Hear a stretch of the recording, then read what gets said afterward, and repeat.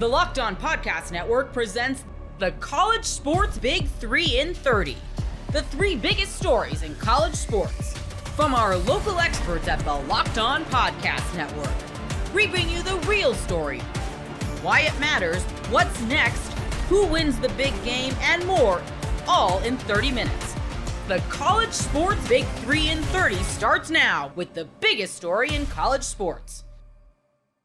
You are Locked On Tar Heels, your daily podcast on the UNC Tar Heels. Oh, Lee smokes. Carolina beat San Diego State 95-68. It was a choose-your-own-score kind of game for the Tar Heels, if we're being honest.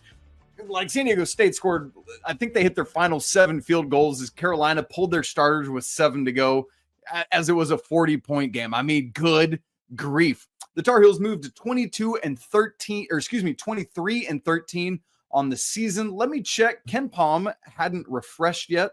Let me see if it has now. No, it still has not. So we'll continue to look at that as we go. But my word, you all, like I'm befuddled. This is phenomenal. So this is definitely not a therapy session, although I might need therapy because I've been laughing so hysterically for the last 2 hours.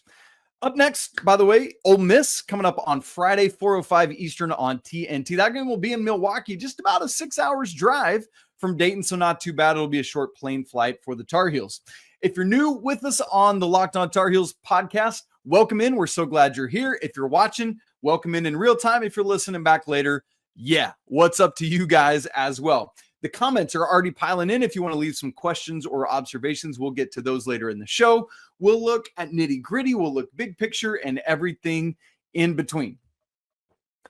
It's fun. So I had said on Twitter earlier today that the outcome of this game needed to be held independent of whether Carolina's inclusion in the tournament was warranted or not.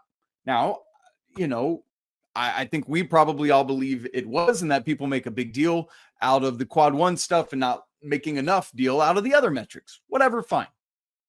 I think if Carolina had lost, it would not be grounds to say, see, you shouldn't have had them in. And I don't think by Carolina winning, it's like, oh, clearly they should have been in. It's just like, A, Carolina should have been in. B, they proved you why they should have been in. But I can look at both of those things separately and say that their resume told you they should be in, and tonight's eye test clearly showed you that they should be in. What a dominant performance against the San Diego State defense. That, let me tell you about them as we get into our show. San Diego State came into this game first in the nation in field goal percentage, 14th in the nation in points per game allowed, and having not allowed any opponent to score more than 80 points. Well, field goal percentage defense, 37.8. The Tar Heels just shot 52.6% from the field. Not just beyond the arc, from the field. San Diego State allows just 63.6 points a game. The Tar Heels got their 64th point with 13 minutes and 26 seconds left to go in this game. San Diego State, the most points they had allowed all year was 80. Carolina hit 82 on RJ Davis's 6-3 with 7 minutes and 31 seconds left. Carolina could have named their score, but they called off the Dogs half a minute later, and that was that. Carolina drops in 95. This game only looks respectable, which is funny considering what the final tally was, because they called off the Dogs and let all, it's like, fine, whatever, do what you want to do. Oh my. We come into this game against this defense, and I got to say, I was very concerned because against defenses of San Diego State's ilk and caliber, this season Carolina has often resorted to stagnated defense. Think about how the defense, stagnated offense. Think about how the offense has looked at times in the 3 Duke games, the first game in particular, where it was just like they felt inept. The defense was swarming and long, and Carolina couldn't move the ball and couldn't take care of things. And then this game started, and Carolina turned the ball over 6 times in the first, was it 4.5 or 5.5 minutes? 5-ish minutes of the game. 6 turnovers in that span. It's like, here we go again. Carolina's going to turn the ball over. They're going to be careless. And then they're just going to have to play iso ball one-on-one, and it's not going to go well. But then, all of a sudden, It just flipped. Now, Carolina was already shooting well. Let me be fair. At that point, the Tar Heels were already shooting very well in this game.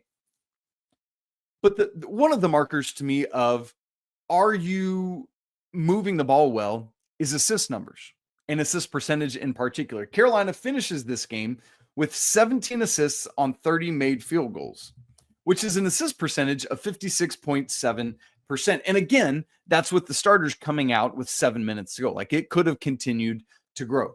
Carolina did a marvelous job in this game of not letting a ball hawking, we want to mess things up and get our hands in passing lanes defense overwhelm them. Part of that for me was, I said on today's show, one of my Four Corners preview points was that the Tar Heels needed to attack, and in particular needed to attack Magoon Guath, their big man, their freshman who blocks 2.5 shots a game, that was coming back from injury. He started this game. And one of the things I was looking for was Carolina to go at him and at the rest of this defense and say, screw it, we're going to move the ball well, we're going to move ourselves well, and we're going to get to the rim and we're going to knock down our shots. And that's exactly what Carolina did. Guath, I was curious to see how effective he would be, both because of his knee injury he had suffered, or if Carolina could get him in foul trouble. Well, he picks up his second foul with more than half of the first half remaining. He did come back in the first half, but Carolina rendered him not able to do it. And look, he still got 9 points, 5 rebounds, but that's not much. He did block 2 shots, altered a few others, but nothing otherworldly that I was worried about. Phenomenal stuff from Carolina on offense. We're not even getting to the defense yet, but oh baby, we will. Just believe you me. There were a couple possessions in particular where I thought Carolina moved it well, one in each half. In the first half, there was a play. Who rebounded the basketball? I want to say it was Vin Allen Lubin that got the rebound, if I'm remembering correctly. Pitched ahead to Elliott, who threw a nice pass ahead to RJ for the finish. Nice layup, got out ahead of everybody. And then the one in the second half, I thought this was even more impressive, and for a couple different reasons. Carolina's up 64-36 at this point. So what is that? 28 points, 12 minutes to go. And at that point, you could just say, well, yeah, let's just take it easy, pull off the gas. Man, I loved that the Tar Heels were in go mode. Like, step on the throat, step on the gas, do not let up. That's the killer mentality that I love to see. Seth gets a rebound, pitches ahead to Ian Jackson, who had a nice bounce pass to the left to Elliott as they're running the break. Elliott throws it back up to Ian, who just couldn't quite finish the alley, got hung on the rim. But what was beautiful, so that alone, that attack was beautiful. But what I love, who got the rebound on the other end of the court? Seth Trimble. When Ian got stonewalled on the rim, who was there to clean it up and get the putback? Seth Trimble.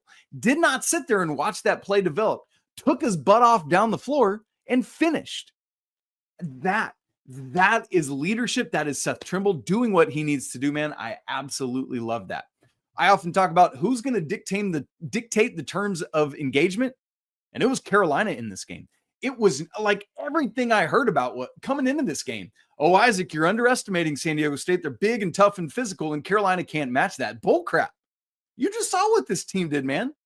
They were all over San Diego State. Carolina dictated this thing. They were the aggressors in this game, and I don't want to hear anything otherwise. This was no wine and cheese Tar Heels. We know that they have this in them. They've got the dog in them, and they showed it in this game. And man, Seth Trimble continues to be that guy to me. That Carolina has needed leadership all season long. We've talked about it, not having a Cormac Ryan, not having a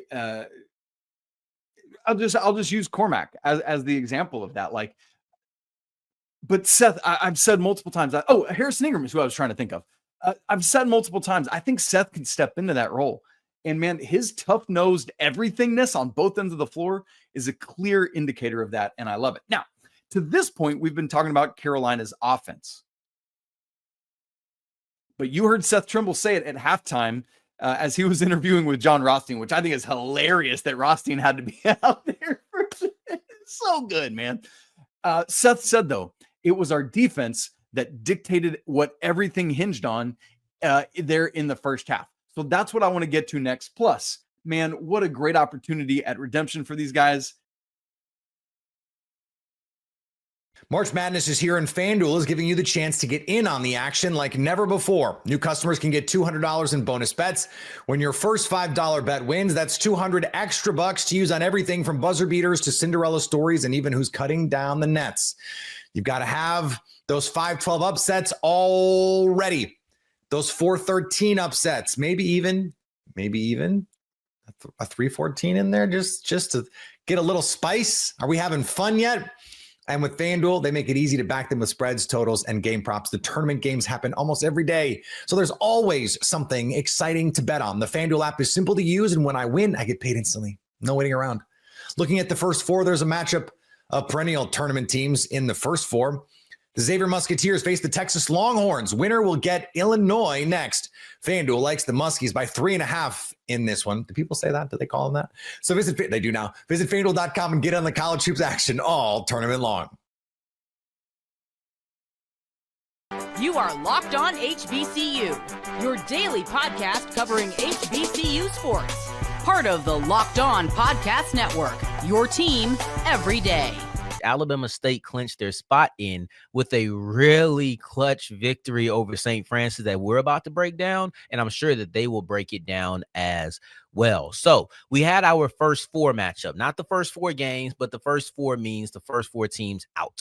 And in Alabama State's case, this was a battle for a true 16 seed. Now, they won this game. They've earned the honor to play Auburn, the number one seed on their bracket. And this is the definition of March Madness. What Alabama State just pulled off is the literal definition of March Madness. It's what we are all sitting here waiting for. There's two things that we want during the NCAA tournament. One is absolutely dramatic finishes. We don't really care when we get them, but we want that. And number two is upsets. Now, while this didn't check the second box, it did fully check that first box. This was a thrilling game. On tomorrow's episode, you'll hear a two-part interview between HBCU Nightly and myself. I'll tell you the God's honest, it was supposed to be one segment, but we ended up talking about these games, the Black College Invitational Championship, and it ended up going for two segments. So we probably won't be breaking down Southern women's basketball. I don't think we will. We'll probably find something else for that first lead topic, but that's okay. Anyway, you'll hear that interview on tomorrow's episode. During our interview, or before our interview, really, I'm telling them, look, I don't think that Alabama State is going to pull this off, because at that moment, it felt like every time Alabama State would get close, St. Francis would pull away just a little bit. It wasn't a lot, but it would be, oh, it's a 1-point game, and I look back up and it's a 5-point game, because that's just what it felt like the ebbs and flow of the game were leading to, a St. Francis close victory. So we end up finishing the interview, and it's 2.5 left. I look over. I said, oh, Alabama State up 2 points, 2.5 left. We rush off the call. Boom, we gone. Now we're going to watch this game. And this is why people love March Madness. It is, because it's a drop whatever you're doing and pay attention type of event. Doesn't matter if it's 216 seeds battling it out. When you're watching that game on whatever network that it was broadcast on, whatever Turner network that it was broadcast on, it feels like a big time game, right? Like, these are two schools who conference wise, they probably don't get a lot of love, but St. Francis versus Alabama State felt like a big time game, especially when you get down to the end. The end of this game was the definition of March Madness, in the sense that there were 3 seconds left. It just felt like Alabama State was about to go into OT. I did not have confidence ever until the game was over, or really until that shot was made with 1 second left. But Alabama State, they couldn't close out on a certain possession. Then they follow it up with a rush possession by St. Francis that Alabama State forced. St. Francis dribbles the ball out of bounds underneath their basket. So now Alabama State, the Hornets, have to go the length of the basketball court with 3 seconds. I'm thinking that they're going to do a play where you take one side of the court, take a player on one side of the court, you run through and kind of make a loop, and you try to get some steam before you get the ball so you can get as close to full speed as possible. No, they chunked the ball all the way down the court, probably to about the free throw line. The ball gets bobbled. It was not a clean catch by anybody. You had a couple of Alabama State players who were fighting for it. One gets it, puts it up. Boom, 1 second left. You're up by 2. It was an absolute dramatic finish that would get any basketball, not even fan, any basketball casual excited, because it's one of those situations where it's not likely. If you play basketball or watch basketball at all, being full court, 3 seconds left, it's doable. It's not improbable. It's doable. But throwing a Hail Mary to the other side of the court, it just typically doesn't happen that way. It just typically doesn't work out in your favor, but it did for the Hornets. That was an incredible finish. It was a finish that made me actually wish that I stayed on the phone with him, but I don't think that he was next to a TV because he asked me the score of the game. So I don't think that he was next to a TV, but it's one of those ones where you want to be sitting next to somebody at a sports bar and watching. That's what it was. You want to be sitting next to your friend watching this game at a sports bar, and everybody goes crazy because no one sees this coming, but everybody's watching. Especially in the first four, it's the only game on. Everybody is watching, and the crowd goes wild, as the cliche says. This was an incredible finish. This was a monumental finish. This is going to get you an extra paycheck. It's a paycheck that goes on for a couple of years, a winning check, a participation check, and I think you will get another participation check. I think that is the case. But who cares about the finances right now? Who cares about the finances right now? I want to read a couple of stats that I think really tell a story. Now, obviously, Alabama State's going to chunk them threes up. They're 9-29 from beyond the arc. You know how that goes. They're not going to get a lot of free throws, and I think that's probably related to the amount of threes that they shoot because you're not getting in there and getting a lot of contact. They shot 1 of 4 from free throws, so it wasn't great, and they didn't have a lot of attempts. But this was something that I did notice. Offensive rebounds. So Alabama State had 12 offensive rebounds compared to St. Francis's 3. That tells you second chance points. And they don't have second chance points on here. There's a couple of stats that I wish were here for the game that aren't, excuse me. But those 12 offensive rebounds means that you're getting multiple shots at the basket. You're getting multiple shots at getting points on the board. And I would like to know how many times they delivered, but that's a maximum of 36 points if you shot threes on every single one and made them. But I don't feel like that was the case early on against Jackson State. And to have so many more defensive rebounds, to allow so many little offensive rebounds from St. Francis, I think that it showcased that you were frequently getting second chance points and not allowing many, because you only get three rebounds. So that means you're playing good defense, getting good rebounds, and you're moving on to your next possession, not giving multiple shots at the basket. Lastly, and the one that probably stands out more than anything else to me, is that it flashed up that Alabama State only has 9 turnovers per game, which is fifth fewest. I can't talk today apparently, but it's 5th fewest in the NCAA. In this game, they only had 6, and they forced 15. I think that Alabama State probably doesn't get enough credit because three-pointers are the headliner. They play really good defense. They have really good hands on defense, and they do a great job of forcing fast break points. The other stat that I wish was here in addition to second chance points is points off of turnover. I would love to know what the points off turnover were, because this was as I'm watching the game, this was my favorite. I'm not gonna say the best, but this was my favorite source of offense from the Hornets. Is sometimes it was shoot the gap on a pass. Sometimes it was just we're gonna reach through and we're gonna poke it away. But Alabama State's hands on defense are incredible. Matter of fact, let's look up where they are in the SWAC right now when it comes to steals, because just watching it off the last couple of games, I struggle to believe that they are not high in steals. Let's see, miscellaneous, assist, steals.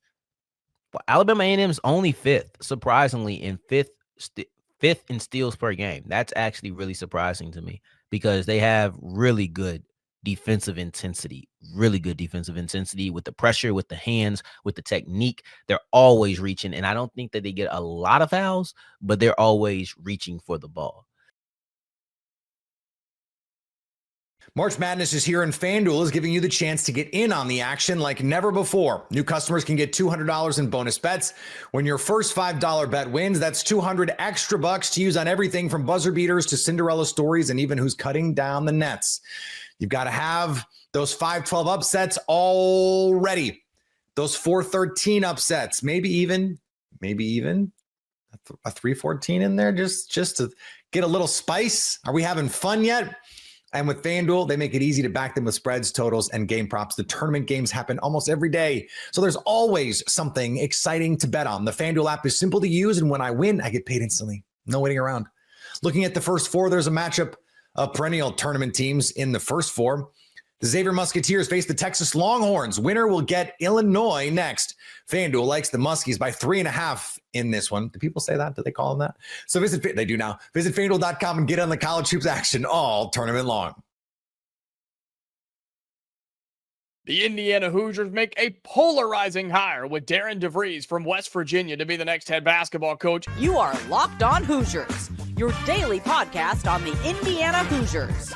Part of the Locked On Podcast Network, your team every day. Darren DeVries, the new head man, the head coach of Indiana men's basketball. And there's already controversy because some fans are happy, some fans are upset. Players are leaving, possibly players coming in, more on the portal in just a little bit. Plus, where do we go from here? All of that here on today's episode. And with any coaching search and with any coaching hire, you're going to have controversy. You're going to have some fans that are ecstatic. You're going to have fans that are excited. You're going to have fans that feel this was the best hire for their team.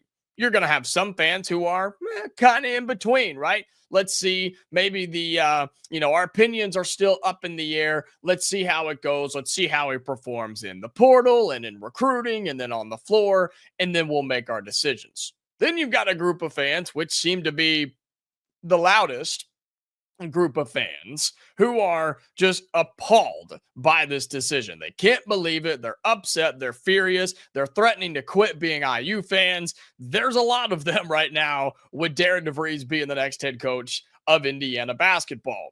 And so for a new head coach, you're stepping in major controversy already, and the fan base is just up in arms. Again, you've got pockets of them everywhere saying how they feel. And I want to know how you feel down in the YouTube comments, but I still feel that this is, for the fans who think this is a good hire, I think you're right. I think this was a different hire. I think it is somebody who, yes, was being talked about. I'll admit I didn't think was in the top spot when the decision was made. I thought Ben McCollum was still up there. I thought Brownell was there. And then DeVries was kind of in that third spot.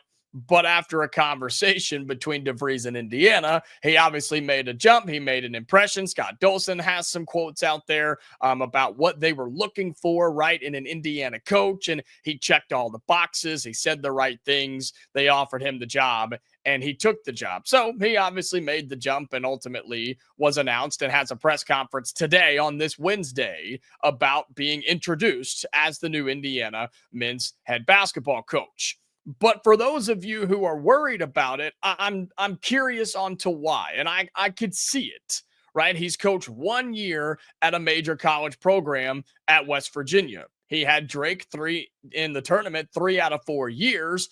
And he had West Virginia, who should have been in the NCAA tournament. Their best player, his son, Tucker DeVries, was injured through the first 2 weeks of the season and didn't play the rest of the way. The guy averages like 20 points a game, more on him in just a little bit.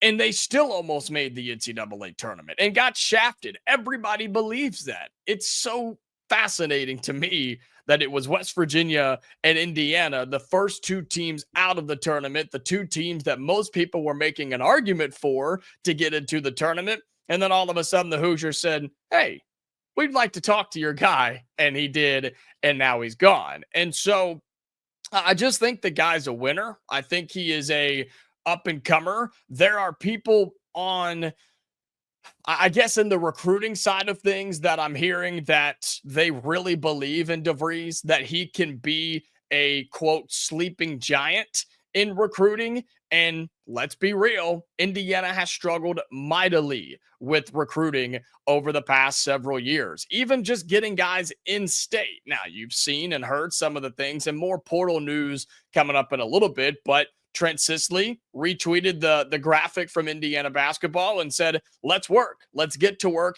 He's excited. So Trent Sisley seems that he's going to be coming to IU. So you hopefully avoid some of that controversy, right? And he's made it known he was still committed to Indiana and not necessarily committed to Mike Woodson per se, which you could take that however you'd like. But it's good to know that your best recruit in the upcoming class is still going to be stepping on campus. Now, Haran Zerno is a whole nother thing, and talk about some controversy because there's no news that he is decommitted or at this time is not coming to IU, but just about every team in the country has reached out to him and said, hey, do you really want to go to Indiana? Do you really want to go play for a new coach that you know nothing about? You just let us know. And whether the Hoosiers can hang on to him or not, I don't know. We're going to have to find out. There's also some controversy on the money involved here with Darren DeVries, the new head coach of the Indiana Hoosiers, whose buyout was paid by Indiana to West Virginia of $6.1 million. He's also signed a deal with Indiana, 6 years, $5 million a year. Yes, $5 million a year and a 6-year contract to be the next head coach of Indiana men's basketball. And he's also going to have $7 million at his disposal for NIL and revenue sharing to literally go buy a team. Okay. It wasn't that much for Mike Woodson on this past year's team. Believe the number's right around $5 million that they paid for this team. And you saw the results. And again, we're going to get to some eligibility things here in just a little bit, but there are people fired up about that. The fact that he's here for 6 year or on a 6-year contract at $5 million a year and going to have $7 million at his hands to go and buy himself a team. I don't think any Indiana fans are upset about that, but we've been trying to tell them, and I've been trying to tell you that Indiana's NIL situation is insanely stupid. It is so good that any coach would be foaming at the mouth to come and get an opportunity at this. But, you know, some people say that's cowardly. We'll have more on that on tomorrow's episode.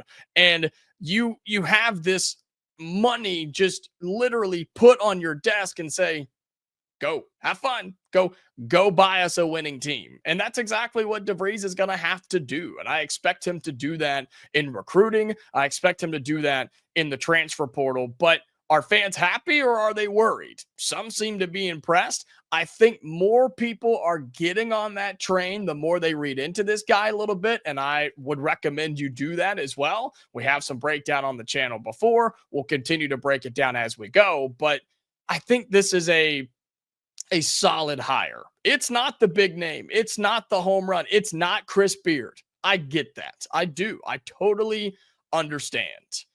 But I think you should be happy with who this guy is and what he is and what he could do here in Bloomington. I've said it. He's an up-and-comer. He's a guy that won at Drake. He was winning at West Virginia, and he is going to win at Indiana. How much? I don't know. How long? Couldn't tell you. But I think it is a sneaky good hire is the way that I'll put it. But those types of hires bring up controversy sometimes. And that seems to be where the Indiana fan base is right now. And even outside the fan base, it got people riled up that Darren DeVries from West Virginia is the new head coach of Indiana men's basketball.